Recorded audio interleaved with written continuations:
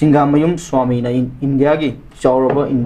ꯀꯟꯇ꯭ꯔꯤꯁꯤꯒꯤ ꯑꯩꯈꯣꯏꯒꯤ अंडर 19 ꯒꯤ ꯀꯦꯞꯇꯦꯟ ꯑꯣꯏꯕ ꯑꯩꯈꯣꯏ ꯃꯅꯤꯄꯨꯔꯤ ꯃꯆꯥ ꯑꯃ ꯑꯣꯏꯈꯤꯕ ꯂꯣꯏꯅꯅ ꯃꯍꯥꯛꯅ ꯑꯩꯈꯣꯏꯒꯤ ꯑꯅꯤꯁꯨꯕ ꯃꯤꯅꯠꯇ ꯄꯥꯟꯖꯜ ꯆꯟꯈꯤ ꯑꯗꯨꯒ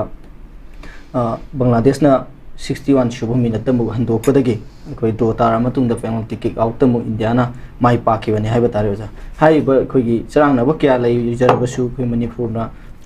dominate tꯧꯔꯒ ꯑꯩꯈꯣꯏꯒꯤ ꯇꯤꯝ ꯁꯤꯗ ꯍꯦꯟꯅ ꯁꯔꯨꯛ ꯌꯥꯔꯒ ꯁꯨꯃꯥꯏ ꯃꯥꯏ ꯄꯥꯛꯂꯛꯈꯤꯕꯁꯤ ꯀꯃꯥꯏꯅ ꯌꯦꯡꯕꯤꯕ ꯑꯣꯏꯕꯣꯏꯅ तसेंगना अखोई साना खोनबोई लमददी मणिपुर से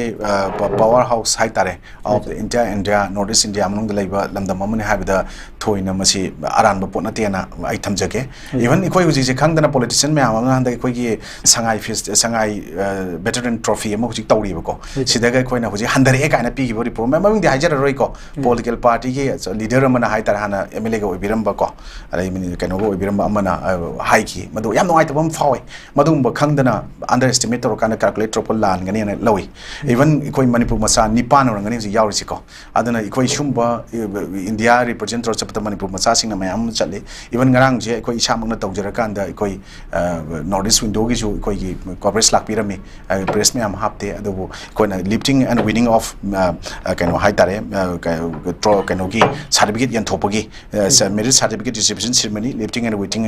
विनिंग एंड तब पोटम को 18 मे दा कोई हियांग थांग पांगथुई मदुगी पोट पांगथोप्रो कोई माइ चमाने ngरang बोन गेट मयाम नुआइबे कोई indoor football championship 24 7 to 9 June 2024 गवार पांगथोखिबदे कोई विनर ओरकपनी अदुगा second Indian Ocean sports game 24 अदुगे 14 to 17 नवंबर 24 दा कोई तालवारा पंजाब दा पांगथोपको अरे अमना 10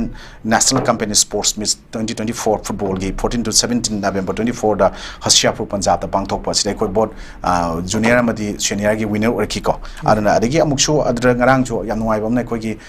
पर्सन विथ डिसेबिलिटीज की कोई canoe the first north east para sports miss 24 27 to 29 नवंबर 24 गुवाहाटी दा पांगथोखिबको मसिगी पोतुगी कोई कैनो अमुक प्राइ कैनो गी मेरिट मोगी certificate sing and medal Singh यंथोपगी theorem अमुक कोई पांगथुई सुमाइने कोई पुनिंग थोगतपमा संगे कोई मसानारोई मयाम सिंग से कोई गवर्नमेंट खक्तना अदगी कोई गी मतेंग पांगा कांदे कोई चेकनी हाय पोंते हुजी फाउरिबा सानारोई सिंग से अयामबना लैतलारे मुंगनुंग अयामसु ओइको सिदैसा कोई सपोर्ट तौजरिबा खोनरिबा चोंगिबा कोइना कनाकुंबा खरना खल्ले मखोई की मिंगदगा पैसा तानबा खोटबा काना खनबसु लेबिरंगने अदुबो हारिबा प्लेयर मसा मसा सिंगदुनदि अखोइना ऑफिशियल ओइना नत्रगा मैनेजर ना नत्रगा अखोइना पुबीबो ओइना चटपा मतमदा मखोइदा थेंगनरिबा अवाबा मयाम सिंग जे अखोइदि हुजी मखा चटपा लंबी जी हुजी नेशनल हाईवे जी फ्रीली कोई मूवमेंट याद्रबनिना कोई मथकता चटपनिना इवन गुवाहाटी बोक चटपदा टिकेट से कोई खुदक्तगा का लिसिंग मा तौदरे दुम योबुस यावे अदु याम पेबदा लिसिंग अहुम चंगा अहुम दगी हौरगा सुमाइना चटलेबता अदुना मुक मदुना कनेक्ट तौब मतमदा अतोप स्टेट चटपा मतमदा पंजाब यो मतमदा पैसा क्याम चटले दिल्ली बोक तारगा मुक चटपा कोपा मसी खुदोंग चादा मयाम अम गवा चट मतमदा थेंगनाबा पोट सुम मयाम सिदे कोई ममा पा सिंगी मरते खरसु कोई मागी मसा मसु सिंग से कोई सानाबगी मखोगी नेशनल चैंपियनशिप यावबगी एलिजिबिलिटी क्राइटेरिया दु यौद्रगसु कोइना सोमदा पार्टिसिपेट तौबयाबगी चांसेस सम फंगाने कोइना कंपनी स्पोर्ट्स की थ्रू द नत्रगा कोइना ngसाइगी नेशनल ओशन स्पोर्ट गेम की पैसिफिक ओशन गेम की सिलिबा ऑर्गेनाइजिंग तानार कांदे कोइ नेशनल इंटरनेशनल लेवल दा चटनब होनबा से ngasi यावगे हारमनेबको यावगे हारम कांदा ngसाइगी अमुक यावनिंद्रे कायनागा पैसा हंदोपियु कायना हाइबा सिदा कोइना योंगरांग नान कोइ नेपाल की प्रोग्राम सकेन तौ कांदा सु कोइ टिकट का लोई कक्सलुरगा कोइ कनागुंबा फुटबॉल की अफावबा सानारोई कई का मयाम अमसु तुमसि खंगदब खर लई फेडरेशन से कोइ इंडिया की अरीबा मयाम अमसु लई अनोबा मयाम लई कोइ कंपनी स्पोर्ट्स लईबा ओशन कैनो की इंडियन कंपनी स्पोर्ट्स फेडरेशन गाइन लईबा पैसिफिक ओशन की लईबा फेडरेशन सिंग से इंटरनेशनल की लेवल दा लईबा सिंग अनोबा फेडरेशन सिंग से कोइ प्लेयर की रजिस्ट्रेशन काइना कोइ मोगी एकोमोडेशन की मखोगी लेबम चाबम की नत्रगा मखोगी कोइ सानारानी हाइबगी थाजनबी रजिस्ट्रेशन अदि मखोगी यूनिफॉर्म के का पिरकनबगी तौबदा रजिस्ट्रेशन की पैसा के दुम खरगा दुम लवे इखोइना मसे थाजदब ममापा मयाम लैब इखोइ रजिस्ट्रेशन से वांस तौरकांददि इखोइ स्वाइदा लोकल की स्वाइ साना खोनबगी क्लब नगा सिनबा कैनो ददगा इखोइना पैसा से मु हंदोपिरो काइनागा हेता तोगे काइना हारगा हंदोकनबा याब सकमाइ उनबगी पोतुदा आदगा तौनबा पोसे थाजनबगी मखादा लैनबगा से खंगदना द पैसा से हंदोपिरो काइनागा दगी हंदोक्त्रगनगा दगा इखोइ लोले काइना उबै टाइपतगा कनबा अदगी सोमना कंदा करी हाइतारे इखोइ पैसा का तानबै टाइप तो उ हाइतारे पोत ममापा खर यावरि सुंबा मयाम सिंसे मसी याम लाइबक थिबनी अरे स्पोर्ट्स नुक्सीबा इमालेबा इरमदम नुक्सीबा चिन नुक्सीबा यारोय लुपा लिसिंग 5 इखोइगी रजिस्ट्रेशन से चंगबा अमा तौबाइसे अफावबा प्लेयर मयाम अमा मणिपुर की लेबिरमगनी फुटबॉल सानाबा मखोइना थेंगनबा मयाम द इंडिया रिप्रेजेंट तौर चटपा मणिपुर रिप्रेजेंट tꯧꯕꯗ ꯒꯣꯔꯃꯦꯟꯅ ꯂꯣꯏ ꯄꯨꯊꯣꯛ ꯆꯠꯄꯁꯤꯡꯗꯨꯗꯤ ꯃꯈꯣꯏ ꯀꯩꯝꯇ ꯑꯋꯥꯕ ꯊꯦꯡꯅꯗꯕꯅꯤ ꯈꯪꯉꯝꯃꯣꯏꯕꯀꯣ ꯕꯠ ꯑꯗꯨꯕꯨ ꯁ꯭ꯋꯥꯏꯗ ꯑꯩꯈꯣꯏꯅ ꯃꯥꯒꯤ ꯐꯦꯗꯔꯦꯁꯟ ꯃꯥꯒꯤ ꯀꯩꯅꯣꯁꯤꯡꯗꯨꯅ ꯂꯧꯔꯤꯕ ꯄꯩꯁꯥꯁꯤꯡ ꯃꯌꯥꯝꯁꯤꯡꯗꯨ ꯎꯗꯅ ꯁꯨꯝꯕꯁꯦ ꯑꯩꯈꯣꯏ ꯊꯦꯡꯅꯔꯛꯇꯦ ꯂꯧꯗꯦ ꯀꯥꯏꯅ ꯃꯤꯁꯒꯥꯏꯗ ꯇꯧꯕ ꯌꯥꯎꯔꯦ ꯍꯥꯏꯕ ꯑꯩꯈꯣꯏ ꯄꯥꯎ ꯇꯥꯏ ꯁꯤ ꯅꯨꯡꯉꯥꯏꯇꯕ ꯑꯃ ꯐꯥꯎꯋꯦꯕ ꯏꯚꯟ ꯑꯩꯈꯣꯏ ꯃꯅꯤꯄꯨꯔꯗ ꯍꯧꯖꯤꯛ ꯕꯦꯇꯔꯦꯟꯒꯤ ꯑꯩꯈꯣꯏ ꯏꯁꯥꯅ ꯇꯤꯝ ꯃꯦꯅꯦꯖꯔ ꯑꯩꯈꯣꯏ ꯑꯝꯕꯥ FC ꯀꯥꯏꯅ all Manipur brother friendship football club ꯀꯥꯏꯅ ꯑꯃ ꯇꯣꯛꯏꯕ ꯁꯤ ꯑꯩꯈꯣꯏꯅ ꯌꯦꯡꯉꯣ ꯍꯧꯖꯤꯛ ꯁꯉꯥꯏ ꯔꯟꯅꯤꯡ ꯇ꯭ꯔꯣꯐꯤꯅꯤ ꯍꯧꯖꯤꯛ ꯁꯤ ꯇꯔꯨꯛ ꯁꯨꯕ ꯁꯉꯥꯏ ꯁꯤꯜꯂꯤꯁꯤꯗ ꯑꯩꯈꯣꯏꯅ ꯆꯪꯉꯤꯁꯦ ꯑꯩꯈꯣꯏ ꯑꯝꯕꯥ FC ꯔꯦꯖꯤꯁꯇ꯭ꯔꯦꯁꯟ ꯇꯧꯕꯒꯤ 10,000 ꯀꯣ ꯑꯦꯃꯤꯁꯟꯒꯤ 10,000 ꯑꯗꯒꯤ ꯃꯈꯣꯏꯒꯤ ꯇꯣꯉꯥꯟꯅ ꯑꯩꯈꯣꯏꯒꯤ ꯑꯝꯕꯥꯒꯤ ꯀꯩꯅꯣ ꯇꯧꯁꯤꯡꯁꯦ ꯕꯦꯅꯔ ꯀꯩꯀꯥ ꯊꯦꯠꯄꯒꯤ ꯑꯩꯈꯣꯏ ꯌꯥꯅꯔꯒ ꯑꯩꯈꯣꯏ ꯀ꯭ꯂꯕ ꯃꯌꯥꯝ ꯄꯨꯅꯔꯒ ꯑꯩꯈꯣꯏ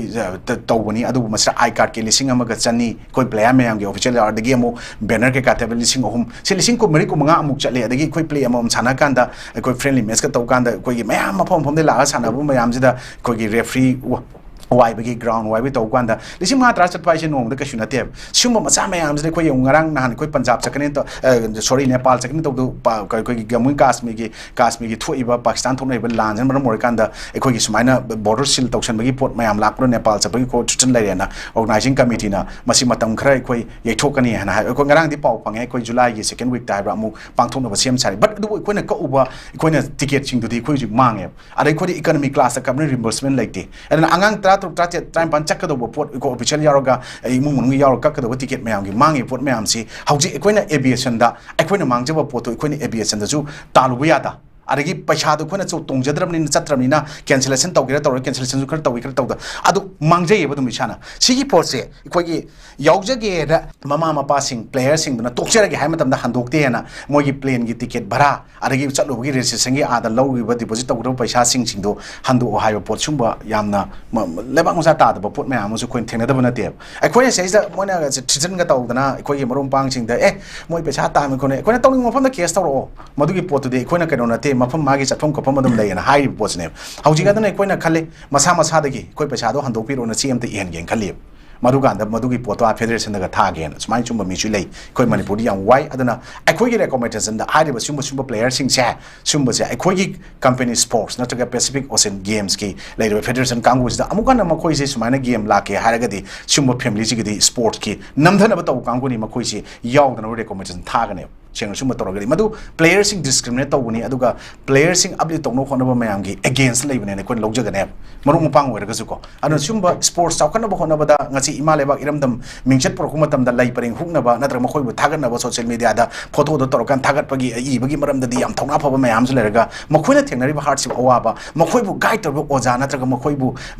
minister pu manager mayam thengnariba pot manipur gi oina di ko atopu gi khangde connectivity train kai ka leba hong hong chapa yab jaga du khangde thengnariba pot ma'am Udhna ngang सिंसे अखोगी लेबाक मजा तादब ma'am मसिंग हेंगलपसिना Manipur की sports की identity Mangsi फंगगा sports की जगह फंगिसे मांगचलकदर कायबि चिंगनब लई अदुना खंगद्रगदी federation नमा association नमा organisation नमा इवन स्टेट की सिनबद बक्सी कोइ चंगेना इन पिजरिबि पोतनी को मपान की संग पोतमदि प्लेयर अमममदा अखोय यामद्रबदा अखोयना नेपाल की पार्टिसिपेट तौ चमतमदा मागी लेबम सापम टिकेट एकोमोडेशन फुडिंग लोय यावरकांदा 30,000 मुक चंगबायना अखोयना अदमायना पाइबको मोगी आदा मोगी लौबो पैसागसे 30,000 डिपॉजिट तौबियो कनोगी रेजिस्ट्रेशन के तब कहीं तौसे कोई 30,000 तौसे हाइनरी खोज इनरी को बार्गेन तौर वानते मनपुर की लेब सिचुएशन कहीं अब सूब मैम से थाजब मैम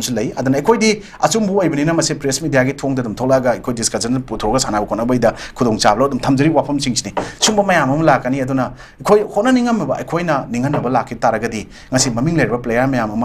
अवाब इमुंगदगीसु अयाम थोरक मैम पैसा से तानबद वाई चुम्मी अरु मधुगी पोतुना पैसा खरदुगी येंगाकांदा इमालाबाग इरमदम इफुरुक इजाति जिगी स्पोर्ट्स ताकदब पोतुगी मिंग थीब याब पोत लागदी मधुम वाखन खंददब पोत खर हंदोकांदा लेवाकिनी कोने तौगे खलिसे लेवाकिनी मैम तौरिसे हाना मधुम सिल लांगनी कांगुसिंगजु बदनाम तौबि मोत असेंग रियलिटीज कांगाकांदा थबक तौमिनबा अदुगा सुंब प्लेयर अफा अफा थोलई मैम सिंगजे कोइना अंगम ngमजबा मोरली फिजिकली मेंटली कोइना सपोर्ट तौगिरकांदा इरमदम इफुरुक अदुगा मालेमदा अखोई मणिपुर इंडिया सक तापदा मतेंग पामिनसी प्लेयर बो अवांग थांगदा इकाय कुमनबा उलब मतमदा अखोई खोई इसा इसाजु अखोइना रेस्पेक्ट मैमना तौरकनी हाइबा वाफम जे इस्माइ तमजकी